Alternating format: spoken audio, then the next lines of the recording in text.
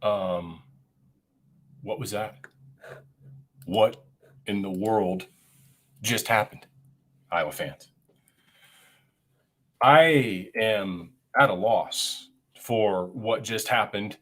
I mean, what just happened was Iowa won against Nebraska 28-21. So that just happened. I want to double check to make sure my my audio is working. Looks like it should be working. I'm going to pull up the chat here. If any of you are in the YouTube chat, just give me a little bit of a thumbs up over there that the audio is working, because I don't want to do this and have it go for waste, because we're going to be here talking for a while. So we'll let a few folks trickle in here. I'm going to go to YouTube myself to make sure this is working. Yep, everybody says it's working. Okay, appreciate that. I just dispensed with the intro music and all that hullabaloo. Turn my TV off in the other room there, because I don't even know. I mean, I've got like a notes thing I was starting to type when Iowa was down 21-6, which that was what, scoring 21-6. Nebraska had just scored on a 9-play, 94-yard drive to make it 21-6. And there was 5 minutes and 54 seconds left. Iowa kicked the field goal with 27 seconds left in the third quarter, 21-9. I mean, I pretty much figured she was over, and it was going to be a really disappointing postgame and a really disappointing end to a 9-win season, which in my life, I can't possibly want to feel like a 9-win season isn't something to be really happy about, but I wasn't feeling happy. But now I'm feeling really freaking happy because Iowa beat Nebraska. F Nebraska, by the way. And what is that? Seven in a row against Nebraska? Is it 7? I mean, let me read you a few thoughts. I said I was going to delete these, but let me just read a few. Well, okay, I'll read one, all right? Iowa's now 10-2, by the way. So I'm just going to be transparent with you the way I've always been. Here's what I had written for a point to discuss when I thought Iowa was losing this game, because why the hell wouldn't I have at that point in time? I didn't realize the Ferences were playing 3D chess and we're going to come out and on offense get the ball back to their defense as quickly as they could so the defense and special teams could score points. Here's what I've written. Deserving was the title of this paragraph. Today felt like a day where the breaks maybe balanced out a little bit on this season. Of course, I wanted Iowa to get to 10-2. But I was thinking before the game that it would have felt like the most undeserving 10-2 season for the most undeserving 10-win Iowa season of my lifetime. And the Huskers had lost 7, now 8, one-possession games this season. And I've watched quite a bit of Nebraska football this year. And I felt, man, this is a pretty good offense, pretty potent offense, pretty decent team. They just don't know how to win. And before Adrian Martinez was ruled out of the game, I was going to pick Nebraska to win this game. Once he was ruled out and they were going to start this freshman Smothers, I said, sure, Iowa will probably find a way to win that. They did, but in the most surprising of ways, this was one of the most unexpected turnarounds that I have experienced as an Iowa fan watching Iowa football since 1980. Somebody said, well, John, we just did this against Penn State. It was like 17-10 at the half against Penn State. Their starting quarterback was out. So it's like, okay, Iowa's probably going to get there because, it's just what they're going to do. This quarterback's, no, I don't think that was as surprising. Some people mentioned Pitt back in, I guess, what would that have been, 2011 or 2012? Probably 2011. Yeah, that was a crazy comeback. But that was like an unmemorable season. I can't even remember exactly what year it was. I think it was probably 2011, because 2012, I think Iowa only had 7 touchdown passes the whole season. And Vandenberg probably had 3 or 4 in the second half of that game alone. So it was 2011. They won 7 games that year. It's just not memorable. Iowa just went to 10-2. And I left them for dead. Left them for dead. Didn't think there was really any chance to come back and win this game. Now, I was tweeting at the time, when Goodson fumbled after he ran into Tyler Linderbaum and fumbled, and then at the ball was recovered at the Husker 6 by the Huskers. That was the second time Iowa was in the 10-yard line of Nebraska, and they came away with 0 points. And I tweeted, I'm like, when you do that on the road, you almost never win. You almost never win games like that. And I know I'm not wrong. I've been watching football for, going on 45 years of my life. You've been watching it too. So Iowa somehow overcame that. Iowa, blocking a punt and scoring on a block punt, that statistically, you win most of the games you do that in. But then you had the counterbalance of not scoring on 2 trips inside the 10, no points at all. But then you get a safety. I mean, the statistical outliers of all this is mind-boggling to me. Mind-boggling to me. So it brings me back to this. Iowa is 10-2. They still feels like to me this is the most I'm going to use the term undeserving. I don't mean that the players don't deserve to celebrate 10 wins and fans don't deserve to celebrate 10 wins. Iowa's 10-2. That's going down in the history books and it's never changing. And I'm really happy about that. They exceeded my expectations on wins by at least 2. Okay? So when I'm using the term undeserving here, I'm not belittling anyone. But this feels like the most 10-win season I can remember Iowa having. Let's just go through the others while we're here. And if my memory still serves me correct. 85, that was a absolute 10-win feel. Was it 87 that they won 10 wins? They won 10 wins in 1991, 10-1-1. Felt great. They won 11 wins in 02, 10 wins in 03. This kind of has an 03-ish feel. But this offense is worse. But I wrote about this team in 03 analogs quite a bit early in the season. 04, now that offense wasn't very good, but they still put up points. That was satisfying. It was still my favorite Iowa football season maybe ever because of the unexpected aspect of how they got to 10 wins. And maybe I should feel similarly about this team because I didn't expect them to get here. And Kirk Ferentz himself in recent weeks has been alluding to the fact that I think he's shocked as heck that they're here because the offensive line is kind of what we thought it was going to be. A huge struggle. And somehow they got 10 wins. Of course, the 2009 season felt, that was 11 wins. The 2008 season at 9-4 felt like a 10-win season. That was a better offensive feeling than I have right now. 2015, they went 10-3 in 2019. This 10 wins feels hollow-ish from a standpoint of, really? This offense that's ranked like 120th or 124th in the country? Somehow Iowa got 10 wins out of this, and we all know it's Phil Parker and the Iowa defense. It's amazing. Maybe that's the term that I should use. It's not maybe undeserving. It's mind-boggling to me that with the offensive line struggles that this year's team had throughout the season, and it actually only got worse with injuries as the season went along, that these guys are 10-2. Yes, Winnie, I know. We'll feed you after the podcast, okay? Ginger's minding their own business. You go mind your own too. Yes, thank you. So, wow. I don't know if you feel the same way. Again, I admit up front that my word choice was bad. Iowa with 4 field goals today. Caleb Shudak. Unbelievable performance from Caleb Shudak today. 4 field goals from 51, from 48, from 36, from 44. He only missed 3 field goals on the year. I think he's 21 of 24.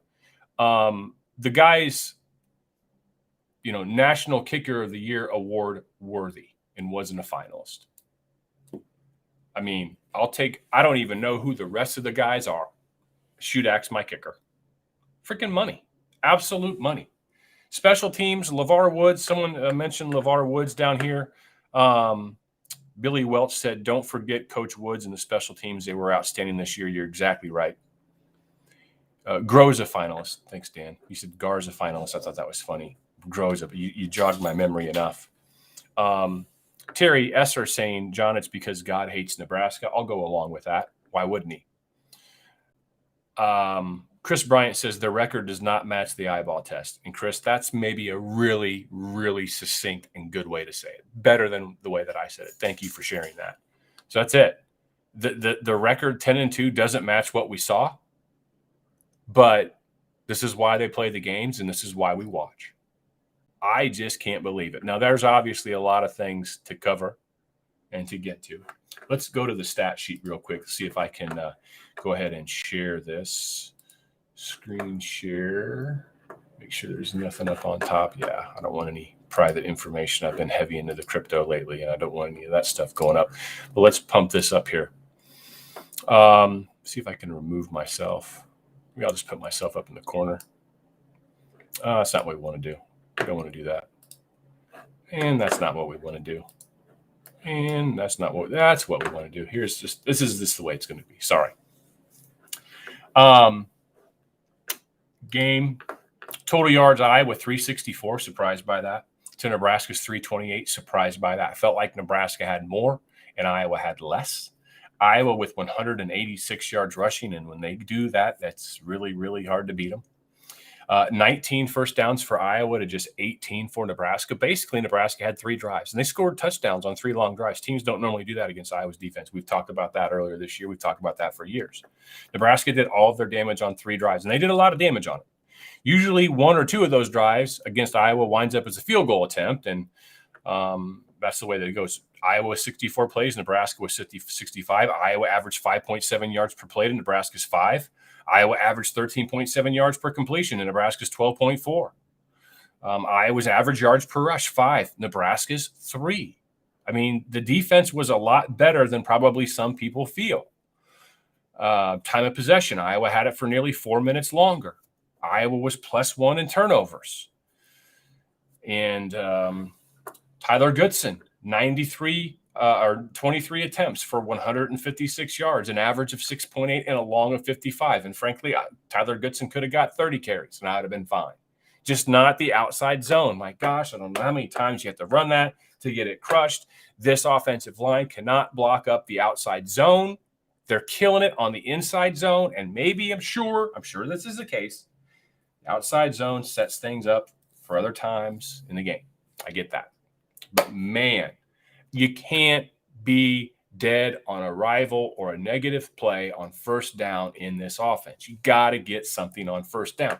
Let's go to I'm going to exit out of full screen here. It shouldn't impact your world. But let's go to the first downs. I'm going to go into some comparisons. What is that telling me? That's telling me that something just crossed the price. We'll live with that. I've got a stop loss on. Everything's fine. Advanced stats, first down efficiency. Both teams ran 28 first down plays. Nebraska gained 8.4 yards on average on 28 first down plays. That is not a winning number for Iowa. Iowa gained 4.8. That's not bad. But 8.4, man, that is rough. That's really rough. Iowa's average third down distance to go was 8.2. Nebraska's was 4.2. Again, very difficult numbers to overcome in a winning way if you're Iowa on that end of the statistics. Somehow Iowa overcame it. Iowa was 7 of 14 on third downs. Nebraska was 6 of 14 on third downs. Let's go back to the overall game. Tyler Goodson, fantastic day. That 55-yard run when it came, Nebraska's defense, I think, was gassed because they'd been on the field for so much because they had turnovers, they had blocked punt, they had safety, just bing, bing, bing, bing. Monty Pottebaum with the career-long 26-yard run. That was really nice to see. Sam Laporta with 3 catches for 61. Charlie Jones, 3 for 31. Gavin Williams, 2 for 16. And Williams also had 6 carries for 10 yards. Gavin Williams is a productive runner. He's got a really bright future. Then 1 catch each for Reganey, Keegan Johnson, Arlen Bruce, Tyler Goodson, Lachey. No catches for Tyrone Tracy. Tracy was out on the field a few plays. I think that there was 1 play that was called up after Petrus had come in, and Iowa was down near the red zone where it was going to be a reverse to Tracy.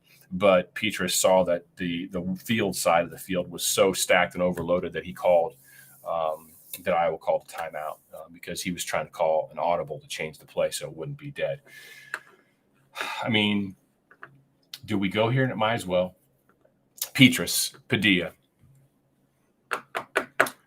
By my count, Petrus, since the start of the Minnesota game and the first half of the Nebraska game, the first half of the Illinois game, rather, to the first, so 6 quarters, his last 6 quarters, he was 12 of 13 for 151 yards and an interception. Obviously, 4 or 5 of those had drops.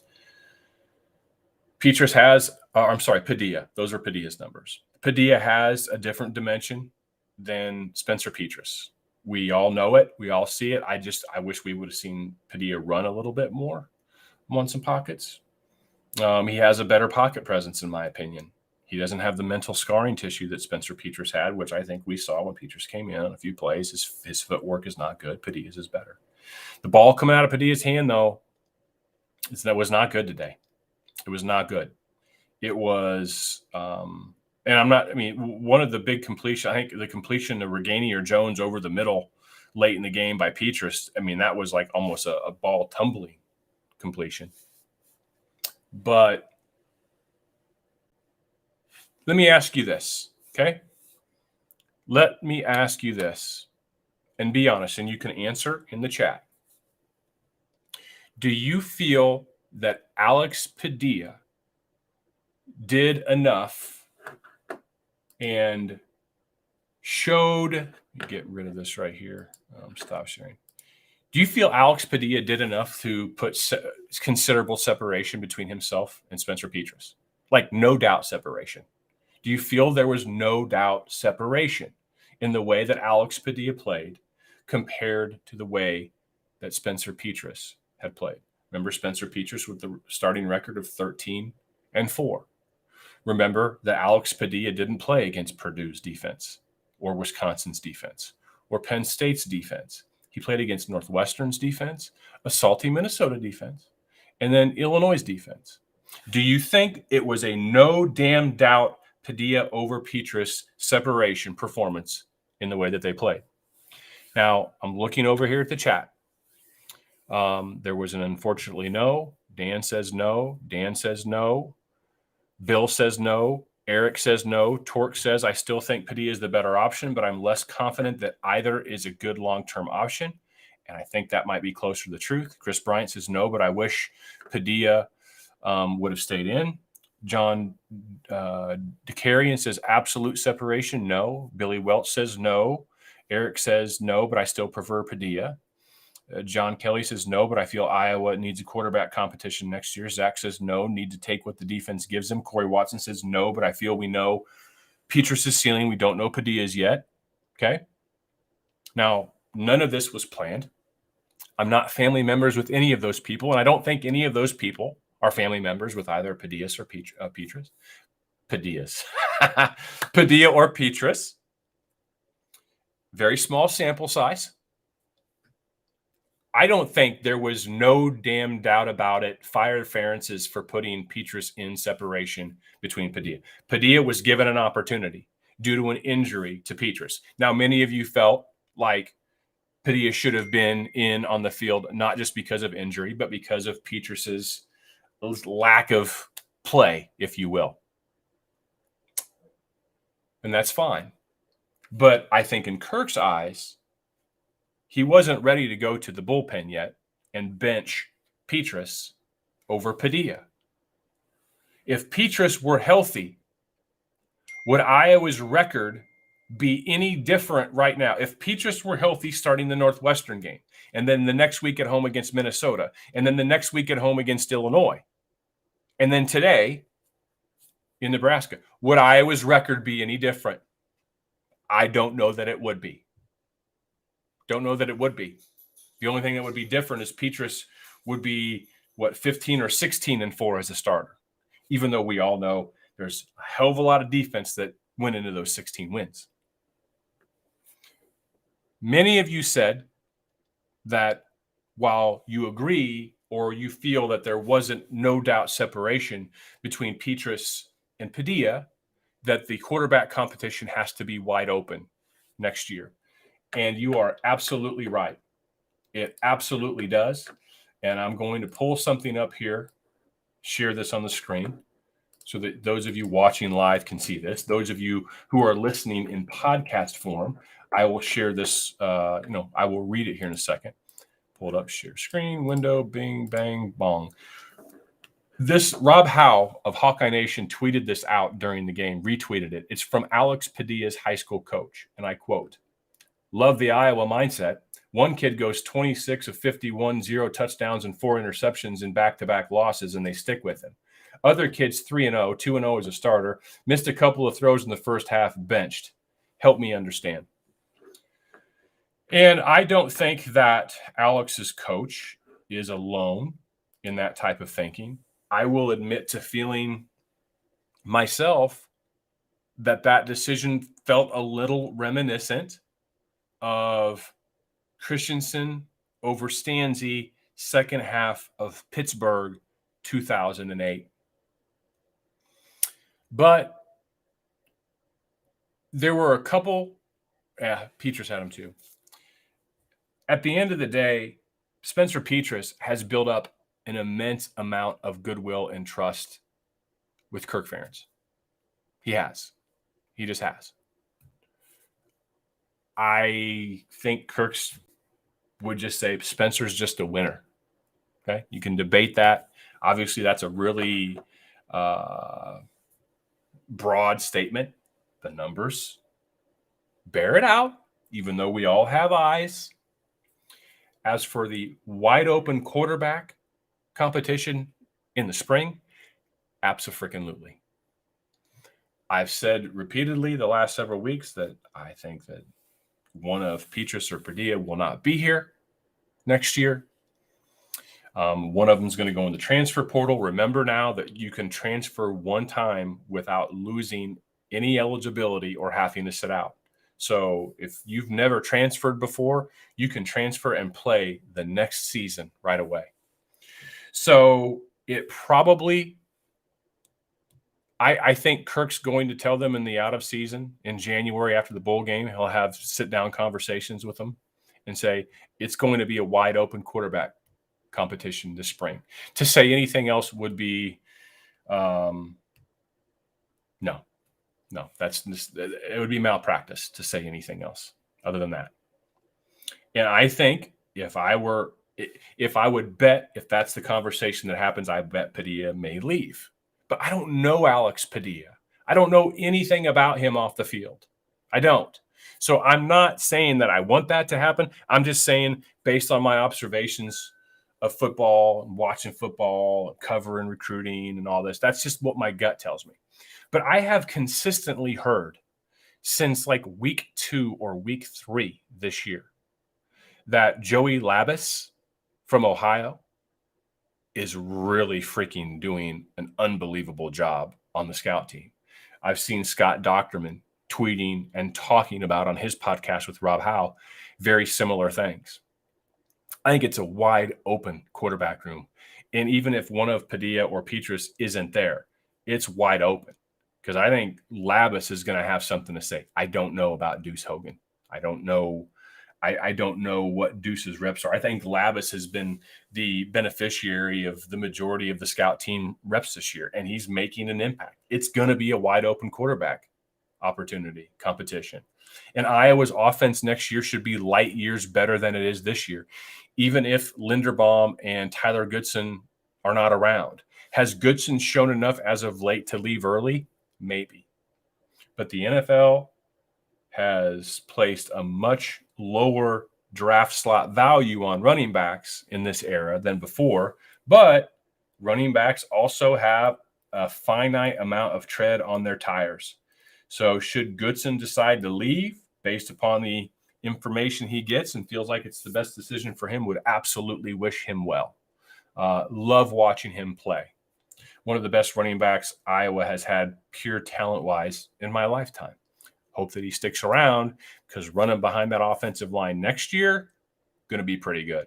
Iowa's offense, dare I say it, Lucy pulled the football away, could be explosive next year. Could be explosive next year.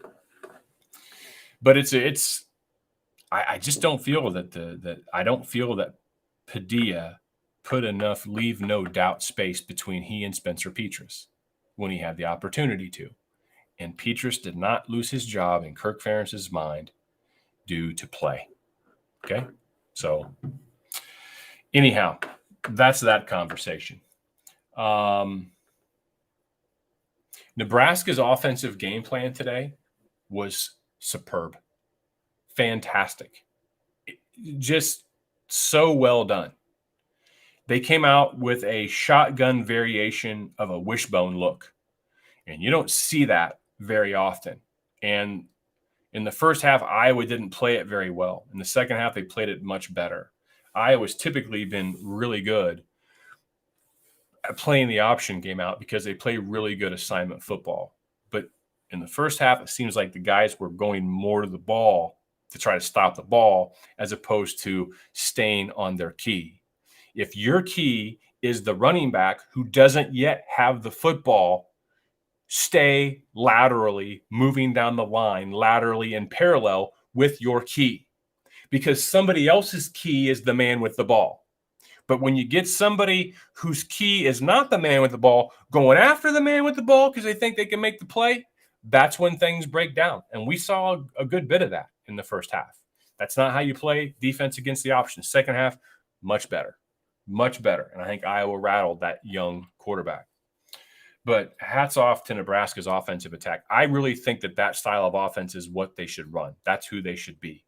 I've said they need to get back to the Veer style. This hybrid wishbone that they were running, really freaking good. Really freaking good. Zach says Hogan has a lot of Twitter fans who think he's the best. I really haven't heard much about Dukes other than you don't want to see him in there right now, but he can get improved. That said, Nebraska, yes, that's their 8th loss by 1 possession this season.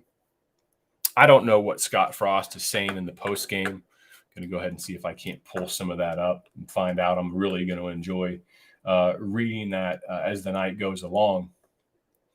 But somebody said Scott Frost pressure BTN. I'll have to watch that after the fact.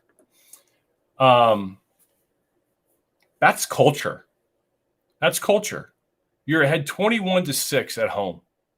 And Iowa's offense wasn't doing anything to you, and your offense was really playing effective. And yes, there are special teams breakdowns. Iowa was fortunate. But that's culture. I mean, it almost looked like Nebraska looked down at their jerseys and were reminded, oh, no, we're 2021, 2020 Scott Frost era Nebraska. We find a way to F this up. And they did. They were playing scared. They were playing absolute scared football. And when you look at how much of a lack of a leader Scott Frost has been as Nebraska's head coach, his football program looks like the way that he sounds. Throwing players under the bus, firing 4 offensive assistant coaches with 2 games to play in the season. I mean, his team plays like he acts, and it's not good. It's not. And those Nebraska players today played their asses off. This really isn't, I'm not trying to make a shot at them. They just don't have good leadership. Scott Frost is not a good leader of young men.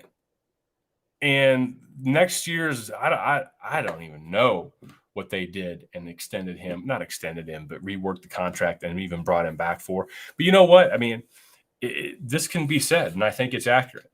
Scott Frost had every opportunity, every resource, everyone in Husker Nation pulling for him, supporting him, rooting for him, committing time, talent, resources to him to be successful. Native son, highly successful player, national champion Husker. And his record's horrible. His record might be the worst in the history of Nebraska head coaches. They, in the fourth quarter, on a fourth quarter, 19 points for Iowa, none for Nebraska. -8 yards rushing for Nebraska, 83 for Iowa. 2 turnovers, 2.9 yards per play.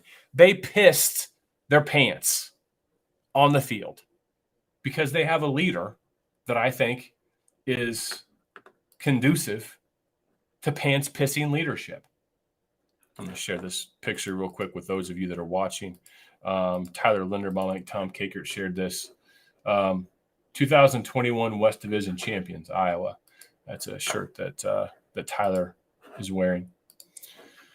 Well, I mean, I guess we will talk about that prospect here in a second. Oh man, Scott Frost is on the BTN right now, and it would be against the rules for me to play that here. So I won't. I am a rule follower, former contractor with the BTN. Had to say that, right? So I want to, whether it was a BTN or not, I wouldn't play it because it's against the rules. I could probably play snippets of it, but let's not go there.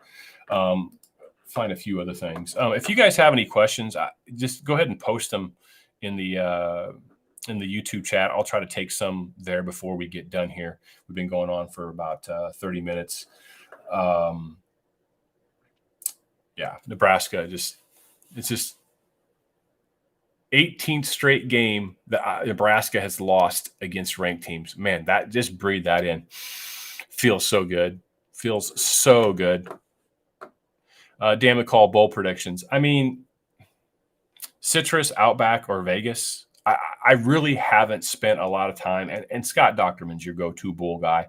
Once upon a time, I was probably the go-to guy for bowl scenarios. I'm not that guy anymore. I'm just not that guy. But I think the Citrus is probably in play, but I don't know. I don't know how much it is. Brendan Stiles on Twitter. I mean, he's probably already been tweeting about it. Let me go see if I can't pull up old B Stiles, our friend B Stiles. I'm sure that he's been tweeting about it.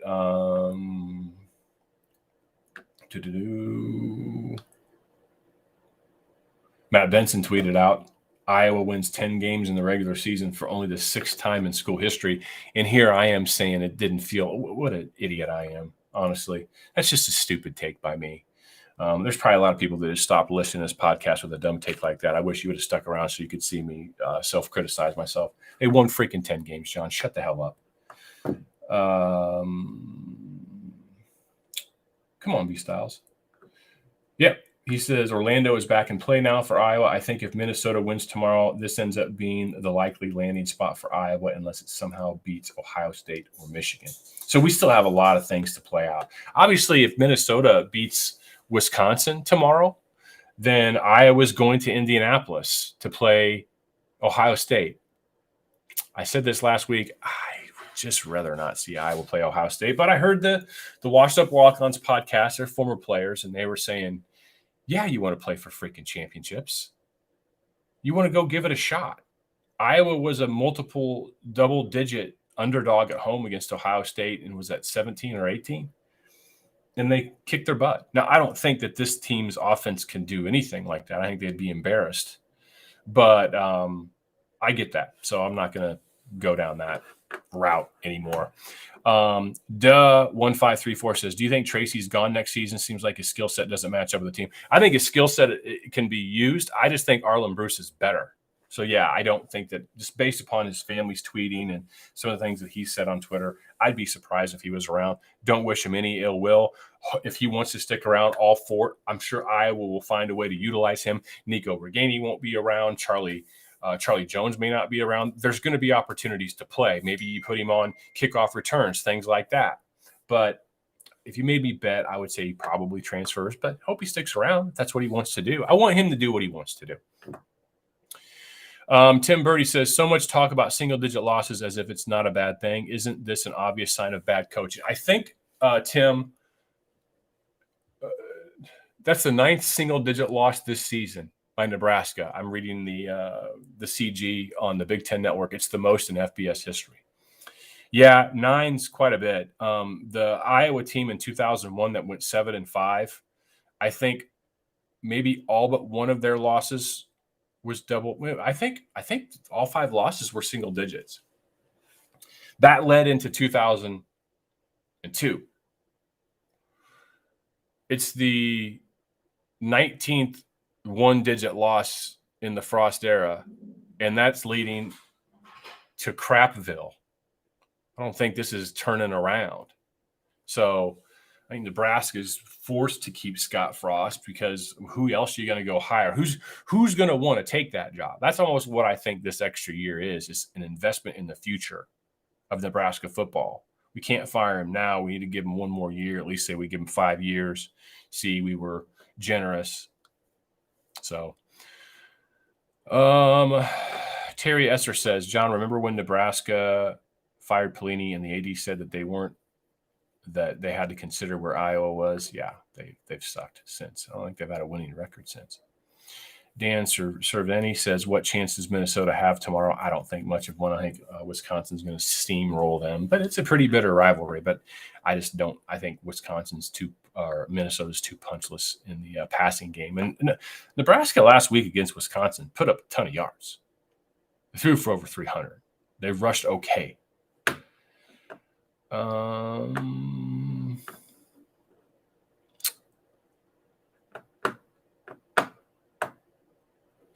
Duh 1534 says, yes, Iowa's 2001 all single-digit losses by a total of 26 points. Thank you. I know I've written that article like twice or 3 times in my life. I just can't remember it. Smothers was 16 of 22 for 199 yards and interception, 24 rushes for 64 yards, 2 rushing touchdowns. I think Nebraska, the offensive looks that they showed today, again, didn't really look a lot like some of the things that they've done with Martinez. I think a lot of that was because they were concerned with Smothers throwing against the Iowa secondary. Even though he early on, he was like, 5 for 5 or 6 for 6, he was really comfortable back there. But that's because the play action was so effective, because they were so effective running the ball out of that modified pistol wishbone. And it just he was just throwing to some wide open tight ends and things like that. But when he had to go into that other level and Iowa was actually in his head, it was no bueno. That interception that he threw essentially in the game was really bad. There wasn't a Husker anywhere in sight. Let me go back to Twitter here and see if there's anything noteworthy of talking about. I'll edit out these gaps in the post-game podcast. Yeah, 7 straight wins against Nebraska. Should be 9. Frankly, Nebraska's only win is a game that Iowa basically found a way to lose when they were ahead. It was a 34-31 overtime game a few years ago in Kinnick Stadium. It should be 9 consecutive years of Nebraska not beating Iowa. Now, the last 3 years of Iowa and Nebraska have been, they've been competitive. They've been field goals, have been overtime. Today was 28-21. So, it's not like Iowa's blown them out the last 3 years, but they had blown them out quite a few of those games here. Pat Hardy and Brendan Stiles quoting Scott Frost saying, that blocked punt was the game. That's a quote from Scott Frost in the postgame. That blocked punt was the game. Let me bring up the scoring again for y'all to look at. And let's go here. Iowa blocked punt. Nebraska leads 21-16. Iowa had just scored a field goal, which was after they'd scored a field goal, which was after they'd scored a field goal. Nebraska still led by 5 points. They still led by 5 points when Iowa blocked the punt and returned it for a touchdown, which took place with 14-16 remaining in the game, and Iowa's offense had not capitalized on anything, and they were hardly a rolling ball of butcher knives, to quote the great late Hayden Fry. That's loser mentality right there. That's Loserville talk. The blocked punt was the game? I mean, seriously. No, the blocked punt made it 21-16. And then you got a quarterback throwing a ball away in the end zone for a safety. And then Shudak kicks a 44-yarder, and it's tied with 7:21 left. Your team gets the ball after that, does nothing. And then Iowa scores a touchdown. And you had 2 minutes and 58 seconds to do something else. What a loser. that's just loser mentality. It's freaking horrible. I don't like Nebraska, and I really don't like Scott Frost, but man, I don't want them to get rid of him. It's a match made in freaking heaven for me. Wow, that if that was my coach, I would be like this reaction I had was like a 4. I'd have been at 11, up to 11. At any rate, I think that that's probably going to do it. Man, that's 12 games, folks. That's 12 of these instant reaction shows. The first, last year I guess I was doing the instant reactions from home, but that's 12 of them. Felt really good. I appreciate all of you for being here when you were here live, and certainly for all of you listening to these after I do them. I've had a ton of fun. And basketball game tonight. Looking forward to that. We'll be doing some podcasts throughout the rest of the winter as well. Then we'll see where things are at, like March or April, and then we'll probably do a few of them next spring, summer, and then we'll see what the future holds at that point in time. Listen, taking this year by year, I enjoy it. I enjoy the interactions, but man, do I have a new addiction, and that addiction is golf. And those Saturdays in September and October in Kansas City are really good golf days. And I'm thinking, man, John, you might want to just golf and then just watch the game later. Who knows? We'll see. We'll see. I'm sure when it all comes back around, we'll be right there. But that's for another day. Thanks again for each and every one of you for being here, for following me on Twitter, and for continuing to support all the crazy things that I do.